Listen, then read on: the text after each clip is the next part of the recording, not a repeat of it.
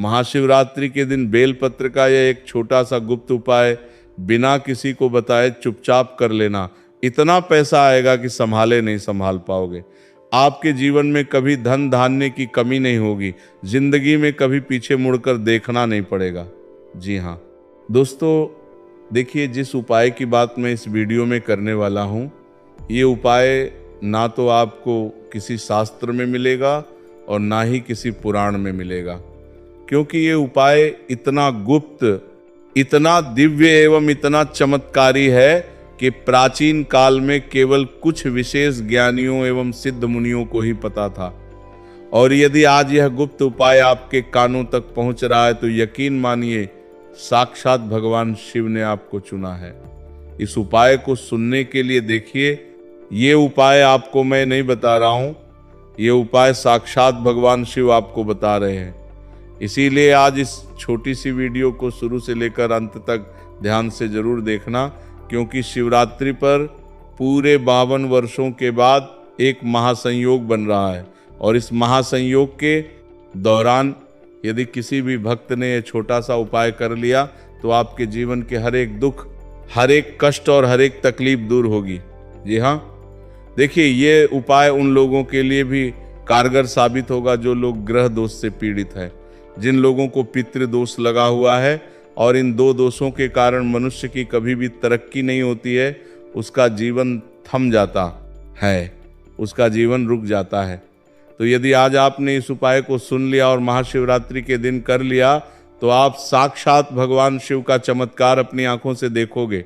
जी हाँ, देखिए इस वीडियो को शुरू करने से पहले मैं आपको कुछ विशेष बातें बता देता हूं कि इस उपाय से संबंधित नियम, इस उपाय से संबंधित सावधानियां आपके लिए जानना बहुत जरूरी होगा। क्योंकि देखिए उपाय को जानने के बाद कई सारे लोग वीडियो को ऐसे ही छोड़ देते हैं, लेकिन जब तक हम ये उपाय से संबंधित ज्ञान, उपाय से संबंधित नियम, उपाय से संबंधित सावधानियों का पता नहीं होता है तो वो उपाय हमें कभी भी कष्ट पहुंचा सकता है। तो इसीलिए आपको हर एक बातें सुनना पड़ेगी और अपने दिमाग में उतारना पड़ेगी। तो सबसे पहले तो मेरा आपसे एक अनुरोध है कि वीडियो को शुरू करने से पहले आप सभी इस वीडियो को लाइक कर दीजिए और कमेंट बॉक्स में हर हर महादेव अवश्य ही लिख दीजिएगा। महादेव आपकी सभी मनोकामनाएं पूर्ण करेंगे। देखिए महाशिवरात्रि वह रात्रि है जिसे साधारण आंखों से देखने वाला केवल एक त्योहार समझता है, लेकिन जो साधक मन की आंख खोलता है वो जानता है कि ये वो रात है जब सृष्टि की सबसे सूक्ष्म, सबसे शांत और सबसे रहस्यमय ऊर्जा पृथ्वी के बहुत निकट आ जाती है। ऋषि कहते हैं कि इस रात का समय धीमा हो जाता है, विचार गहरे हो जाते हैं और मनुष्य अपने भाग्य के द्वार पर खड़ा होता है। जी हाँ, देखिए भगवान शिव को लेकर प्राचीनों में कई सारी बातें कही गई हैं। भगवान शिव जिनका एक नाम भोलेनाथ भी है और नाम से ही स्पष्ट है, भोलेनाथ इतने भोले हैं कि अपने भक्तों को हर वरदान देते हैं और उन्हें अमर वरदानी भी कहा गया है। तो देखिए दोस्तों, मैं आपको बताता हूं कि प्राचीन कथाओं में वर्णन आता है कि इसी रात शिव ने तांडव किया था। ऐसी रात आदिशक्ति और महादेव का दिव्य मिलन हुआ और इसी रात ब्रह्मांड की नकारात्मक शक्तियां कमजोर हो जाती हैं और सकारात्मक ऊर्जा जागती है। इसीलिए साधु संत और प्राचीन काल में जो सिद्ध मुनि थे, बड़े बड़े ज्ञानी जन थे, वे रात को जागरण करते हैं, क्योंकि वे जानते हैं कि ये रात्रि केवल सोने के लिए नहीं बल्कि भीतर छिपी शक्ति को जगाने के लिए है। देखिए बेलपत्र को शिव का प्रिय इसीलिए माना गया है क्योंकि इसके 3 पत्ते सृष्टि के 3 मूल तत्वों का प्रतीक है। जी हाँ दोस्तों, अब आपके मन में ये सवाल जरूर आ रहा हो गा कि गुरुजी तो सिर्फ इतना कहेंगे कि बेलपत्र ले जाकर शिवलिंग पर चढ़ा दो, लेकिन नहीं, अगर आप ये सोच रहे हैं तब कान खोलकर सुन लीजिए कि ये उपाय जो मैं बता रहा हूँ ये उपाय बहुत गुप्त है। कोई शिवलिंग पर बेलपत्र नहीं चढ़ाना है, ध्यान से सुनिएगा। देखिए दोस्तों, बेलपत्र की पत्ती के 3 मूल तत्वों का प्रतीक है सृजन, पालन और संहार। और जब मनुष्य बेलपत्र अर्पित करता है तो वह अपने भीतर की अशुद्धियों को छोड़ने का संकेत देता है। शिवलिंग पर चढ़ाना केवल परंपरा नहीं बल्कि अपने अहंकार को त्यागने का प्रतीक है। देखिए, दूध चढ़ाना मन की शांति का संकेत है और मौन जप करना आत्मा को स्थिर करने का मार्ग है। जब किसी व्यक्ति की आत्मा स्थिर हो जाती है, उसकी आत्मा इधर उधर नहीं भटकती है, तो उसे भगवान शिव अवश्य दिखाई देते हैं और भगवान शिव का आशीर्वाद जरूर प्राप्त होता है। अब देखिए, कहते हैं कि इस रात चंद्रमा की स्थिति मन को अत्यंत संवेदनशील बना देती है और भगवान शिव तो अपने जटाओं में चंद्र को धारण करते हैं। इसीलिए जो शिवरात्रि के दिन शिव का स्मरण करता है तो उसके भीतर छिपी बेचैनी धीरे धीरे शांत होने लगती है, उसका मन हल्का होने लगता है। और देखिए, कई लोग इस रात केवल पूजा करते हैं, पर कुछ लोग ऐसे भी होते हैं जो मौन साधना करते हैं, क्योंकि वे जानते हैं कि इस रात बिना बोले किया गया संकल्प, बिना बोले किया गया उपाय, बिना बोले किया गया कोई भी गुप्त कार्य कई गुना प्रभाव देता है। जी हाँ दोस्तों, प्राचीन ग्रंथों में वर्णन आता है कि जो व्यक्ति इस रात्रि अपने मन को स्थिर कर लेता है, उसके जीवन की दिशा बदलने लगती है। उसके जीवन की जो बाधाएं रहती हैं वह धीरे धीरे हटने लगती हैं, धीरे धीरे टूटने लगती हैं और निर्णय स्पष्ट होने लगते हैं और भय कम होने लगता है। अब उस रहस्य की ओर बढ़ते हैं जिसे बहुत कम लोग समझते हैं और बहुत कम लोग जानते हैं। देखिए, ये कोई तांत्रिक क्रिया नहीं है। आप सोच रहे होंगे कि मैं आपको कोई तांत्रिक क्रिया बताऊंगा, कोई जादू, कोई टोटका बताऊंगा, तो बिल्कुल भी नहीं। बस एक साधारण सा गुप्त और इतना पवित्र उपाय बताऊंगा कि ये उपाय और इस उपाय की पवित्रता माता लक्ष्मी को शिवरात्रि के दिन अपने घर में निवास स्थिर करवा देगी। जी हाँ, देखिए, बता देता हूँ कि ये कोई तांत्रिक क्रिया नहीं है, कोई दिखावा नहीं है, बल्कि एक मौन संकल्प है जिसे केवल शांत मन से करना चाहिए। जब महाशिवरात्रि की रात गहरी हो जाए, जब आसपास का शोर शांत हो जाए, जब घर के लोग सो जाएं, उसके बाद आज आप स्नान करें।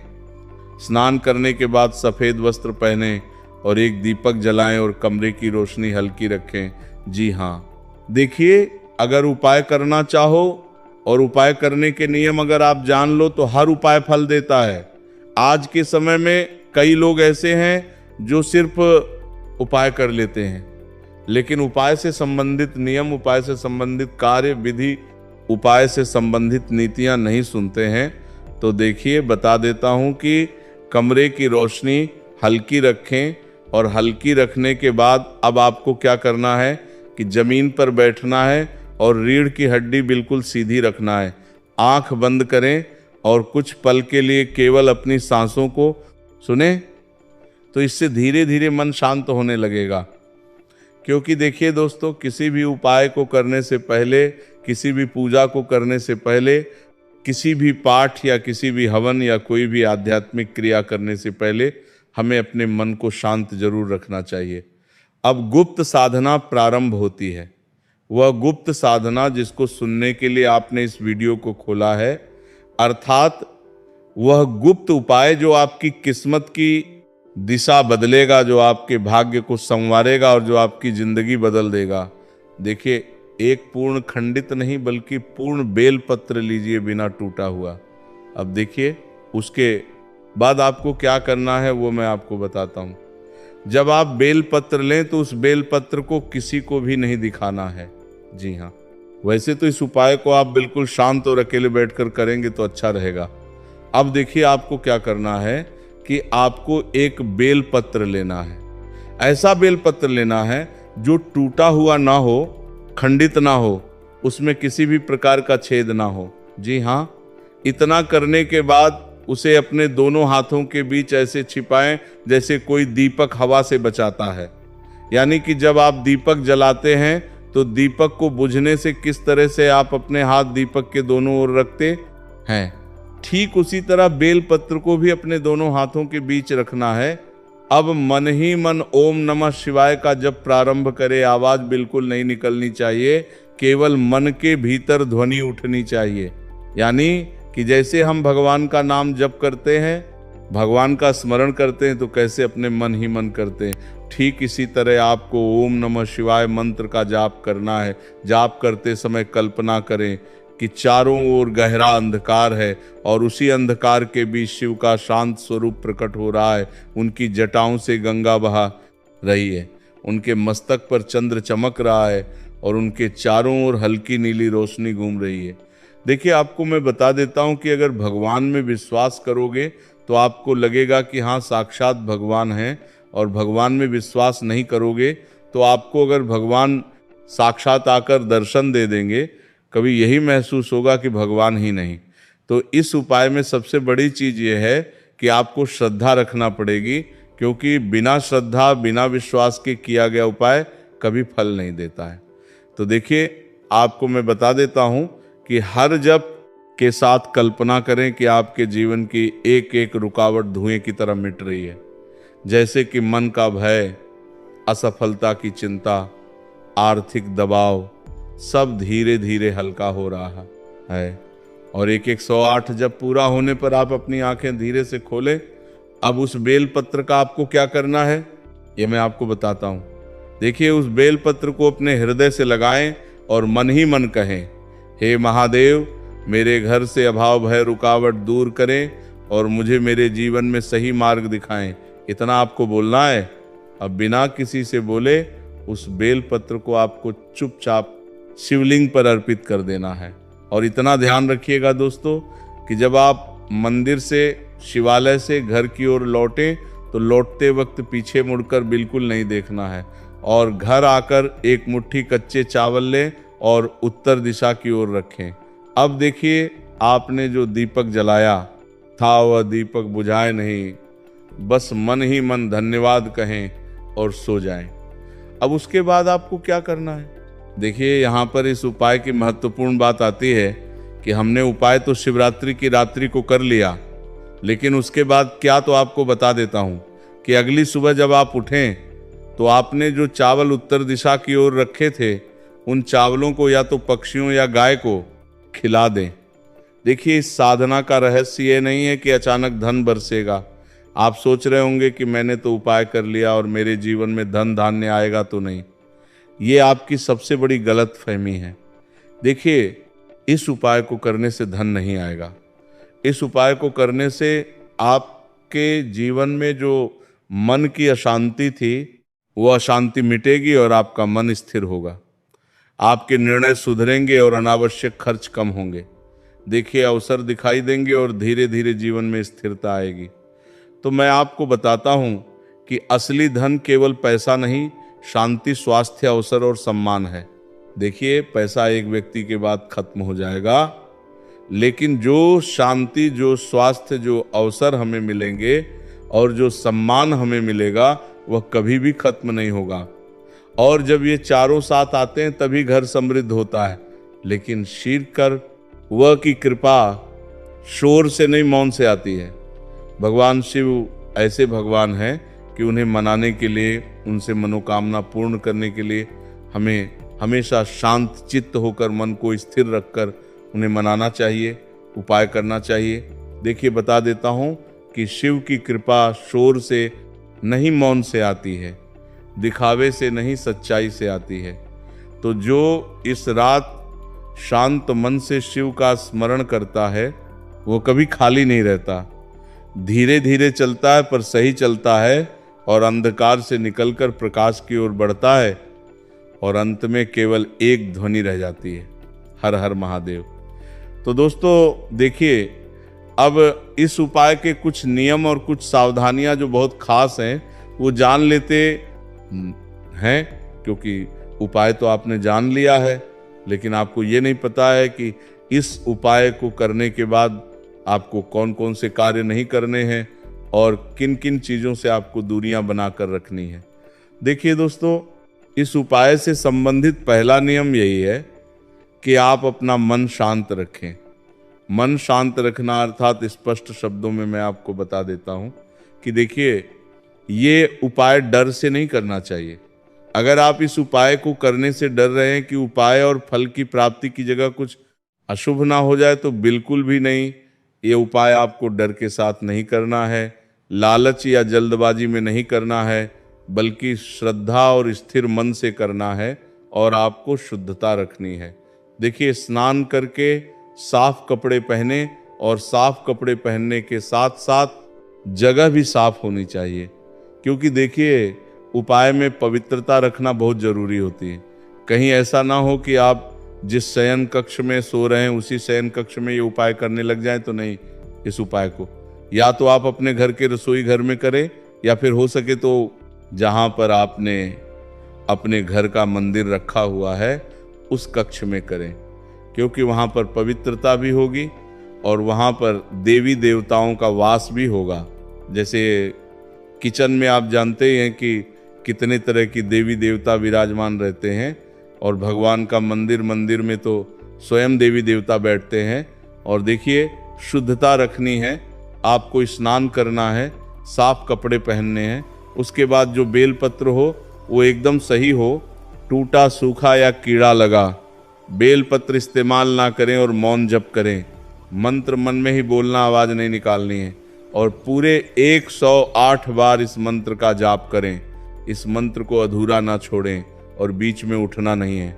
दिशा का ध्यान रखें, चावल हमेशा उत्तर दिशा में ही रखें। समृद्धि की दिशा मानी जाती है और चावल माता लक्ष्मी से संबंधित रखता है।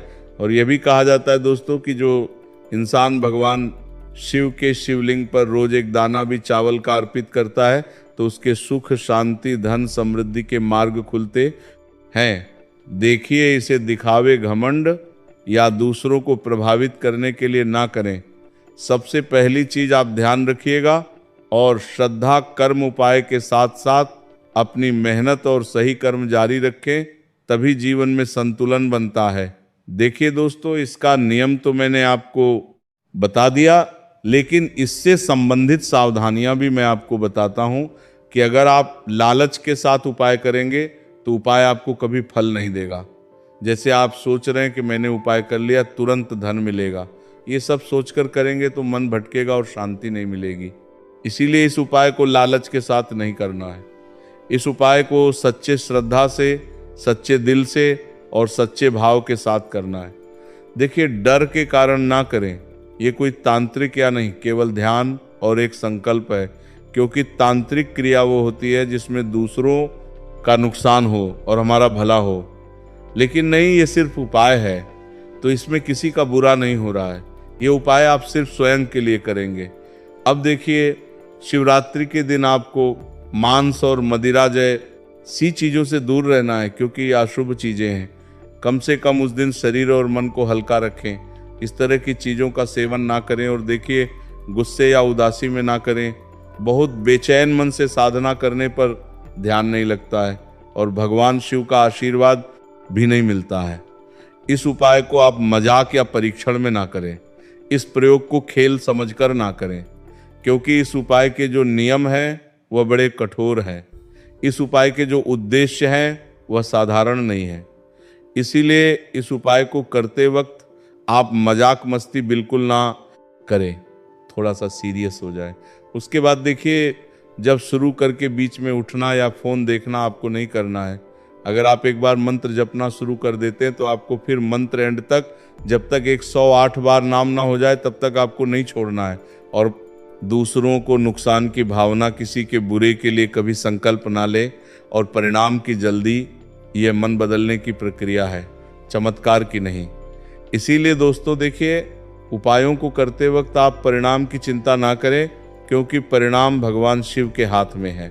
आप सिर्फ कर्म कर सकते हैं। दोस्तों, सबसे पहली चीज जो भगवान भोलेनाथ के लिए आपको मंदिर ले जाना है 15 फरवरी को, वो है जल। कई लोग हमसे ये कहते हैं कि गुरुजी, जल जो है वो तो शिवालय में भी मिल जाता है, शिव मंदिर में मिल जाता है, तो नहीं। दोस्तों, वहां का जल आप तभी चढ़ाए कोई दिक्कत हो, वरना घर से ही जल ले जाना चाहिए। आखिर घर से जल क्यों ले जाया जाता है, इसकी भी बात सुन लीजिए। घर से इसीलिए आपको जल ले जाना है ताकि आपके घर का जो जल ले जा रहे हैं भगवान भोलेनाथ पे चढ़ने के लिए, उसी जल के द्वारा आप भगवान से जुड़ जाएंगे। उस जल के द्वारा आप भगवान को अपनी सभी दिक्कतें बता देंगे और उस जल को जैसे ही भगवान भोलेनाथ पर आप चढ़ाएंगे, अपनी समस्याओं को बताते हुए वह समस्या आपकी खत्म हो जाएंगी। इसीलिए घर से जल ले जाएगा। आप सबसे जरूरी चीज जो जल ले जा रहे हैं उसमें 2-4 बूंद गंगा जल जरूर डाल दीजिएगा, क्योंकि गंगा जल डाले बिना आपकी पूजा संपन्न नहीं मानी जाएगी। महाशिवरात्रि के दिन तो आपको जल ले जाना है, उसमें गंगा जल डाल करके दूसरा आपको 3 पत्ते वाला बेलपत्र ले जाना है। दोस्तों, बेलपत्र बहुत ही शुभ होता है। आपने अगर मान लीजिए एक तरफ 1000 कन्याओं को खाना खिलाया है, दूसरी तरफ भगवान भोलेनाथ को बेलपत्र चढ़ाया है, तो ये दोनों बराबर माने रहते हैं। इसीलिए बेलपत्र जरूर ले जाएगा। तीसरा, आपको सफेद पुष्प ले जाना है। सफेद पुष्प भगवान भोलेनाथ को चढ़ाए जाते हैं, इसीलिए सफेद पुष्प भगवान भोलेनाथ के लिए आपको ले जाना है महाशिवरात्रि के दिन, ताकि भगवान भोलेनाथ का वह आशीर्वाद आपको मिल जाए, जिसके बाद आपके जीवन के हर परेशानी खत्म हो जाए। दोस्तों, सफेद चंदन ले जाना अनिवार्य होता है महाशिवरात्रि के दिन। और ध्यान रखिएगा दोस्तों कि भगवान भोलेनाथ को अगर आप दूध अर्पित करने जा रहे हैं तो एकदम कच्चा दूध होना चाहिए, पका हुआ दूध नहीं होना चाहिए, कच्चा दूध होना चाहिए, बासी दूध नहीं होना चाहिए। अब आपको और क्या क्या ले जाना है? देखिए, अगर आप चाहते हैं कि आपकी हर मनोकामना पूरी हो तो एक डिब्बा लीजिए, उसमें काली मिर्च भर के ले जाइए। देखिए, बहुत ध्यान से सुनिए, जितनी आपको बातें बता रहे हैं, एक डिब्बे में काली मिर्च भर के लिए एक लाल कपड़ा लीजिए, उसमें लौंग कपूर, इसको मौली धागे से बांध करके आपको अपनी जेब में रख करके ले जाना है। सिर्फ इतनी चीज आपको ले जानी है। 15 फरवरी 2026 महाशिवरात्रि को अब आपको पूजा कैसे करनी है, चलिए आपको बताते हैं। बहुत ध्यान से लास्ट तक देखिएगा, और जितनी भी चीज आपको बताई जा रही हैं, इन चीजों को आपको ले जाना है और शिवालय से वापस लेकर आना है अपने घर पर, ताकि आपको धन की प्राप्ति हो सके, आपकी कोई भी मनोकामना हो वह पूर्ण हो जाए।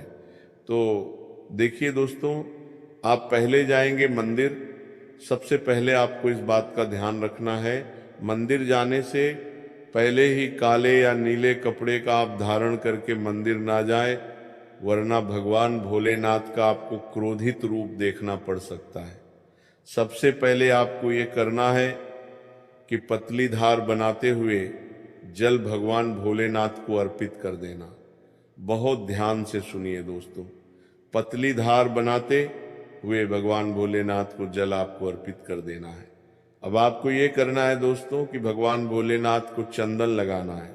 चंदन लगाने के बाद भगवान भोलेनाथ पे 3 पत्ते वाला बेलपत्र रखना है। 3 पत्ते वाला बेलपत्र रखने के बाद आपको भगवान भोलेनाथ पर सफेद पुष्प चढ़ा देना है। सिर्फ इतना आपको करना है। दूध अगर आप चढ़ाना चाहते हैं तो दूध भी आप चढ़ा सकते हैं, इतना बस आपको करना है। इतना करने के बाद आपको वहां पर खड़े होकर 1008 बार, बहुत ध्यान से सुनिए, 1008 बार आपको ओम नमः शिवाय का जाप करना है। या तो आप 108 बार कर लीजिए या 1008 बार कर लीजिए। ये 3 ऐसी चीज हैं जो आपको करनी है, इतना करना है। अब आपको क्या करना है, एक डिब्बा जो काली मिर्च का आप ले गए हैं, उस काली मिर्च के डिब्बे को आपको शिवालय के जो गिरता हुआ शिवधारा है, जो शिवलिंग से वहां पर पानी गिर रहा है, उसी शिवहरि के पानी से आपको छुआ है और अपनी जेब में वापस रख लेना है। ये जो लाल पोट आप ले गए हैं बंद करके लौंग की, इसको भी छुआ है, वापस रख लेना है। अब आपको क्या करना है, जिस लोटे में पानी ले गए थे या जिस लोटे में भी आप दूध ले गए थे, उसमें आपको क्या करना है, आपको जो भगवान भोलेनाथ का पानी वहां पर गिर रहा है, ध्यान रखिएगा, शिवलिंग की जो पानी नीचे गिर रहा है, उसी पानी का थोड़ा सा पानी अपने लोटे में ले लेना। ध्यान रखिएगा, जो आपने लोटे में आप पानी भर के ले गए हैं। वो पानी वापस बचाना नहीं है, वो तो पूरा आपको भगवान भोलेनाथ को अर्पित कर देना। जो शिवलिंग से पानी गिर रहा है उस पानी को आपको अपने लोटे में वापस से ले लेना है। मान लीजिए आप ये सोच रहे होंगे कि कई लोग वहाँ पर पानी चढ़ा रहे हैं, तो इस बात की आप चिंता ना करें, क्योंकि भगवान भोलेनाथ के शिवलिंग पर जब भी पानी चढ़ाया जाता है वह अमृत बन जाता है। कहा जाता है कई देवी देवता शिवलिंग के पास अदृश्य रूप में खड़े होते हैं ताकि शिवलिंग से गिर रहा पानी वह धारण कर सके। इतना पवित्र होता है शिवलिंग से गिरता हुआ पानी। तो शिवलिंग से गिरता हुआ पानी को आपको अपने लोटे में ले लेना, सिर्फ थोड़ी सी बूंदे ले लेनी है। अब आपको क्या करना है, ये 3 चीजें आपने ले लिए, आपको घर वापस आना है जो आपने लोटे में पानी लिया है। दोस्तों, इसको घर पर आते ही घर के लोग जो है आपके, उनके ऊपर थोड़ा थोड़ा पानी छिड़क देना है। घर के हर कोने में पानी छिड़क देना है, घर के मुख्य द्वार पर पानी छिड़क देना। सिर्फ इतना आपको करना है। इतना आपने कर दिया। अब मान लीजिए पूरे साल आपके घर पर नकारात्मक शक्तियां नहीं आ पाएंगी।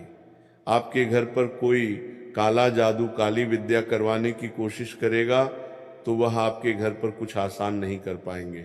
इससे आपके घर से नकारात्मक शक्तियां चली जाएंगी और सकारात्मक ऊर्जा आ जाएगी। अब ये जो डिब्बा, अब काली मिर्च का भगवान भोलेनाथ जी के शिवलिंग से छुआ करना है।